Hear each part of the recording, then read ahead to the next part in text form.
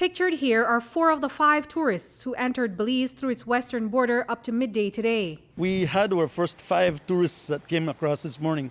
About 10:30, 11 o'clock they were through. Did all 5 meet the requirements today? They met the safety requirements.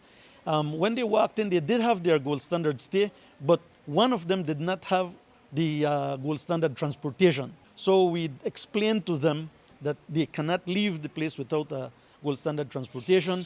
The BTB kicked in. So to enter the country, the visitors must meet a number of requirements. Their first point of contact in Belize is with the Ministry of Health representatives. The tourists must have a negative COVID-19 test upon arrival, and then they go through a series of prevention protocols, from sanitizing hands to temperature checks, all the while keeping 6 feet apart as these markers indicate on the floor. They walk in through the pedestrian walkway that we have that is also marked for the 6 feet separation. They are met and stopped by the health department.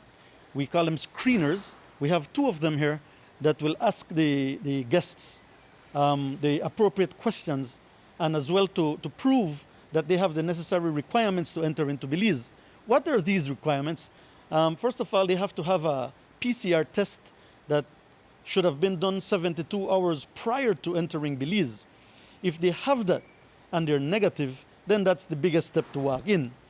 If they're allowed, if they have that PCR test without symptoms, they look all clear, the screeners will allow them to come to the immigration department. And inside the halls, signs to remind tourists about COVID-19 safety protocols are visible on the walls. The cubicles are also refitted to make them safer for the workers with immigration and customs, after which visitors depart to gold standard operators. When the immigration department picks them up, they will ask the questions like, do you have a gold standard hotel in place? Do you have a gold standard transportation in place? If they do, then immigration stamps them in, do all the legalities, and then they're sent to the customs department, where, again, the customs department does what they usually do when you come into the country. If they go through that right, they go outside the building where they will be met by their gold standards transport. Now, how will we prove if they're gold standards? First of all, they have to have a decal on their vehicles that show that they have been given the operation go-ahead by the BTB.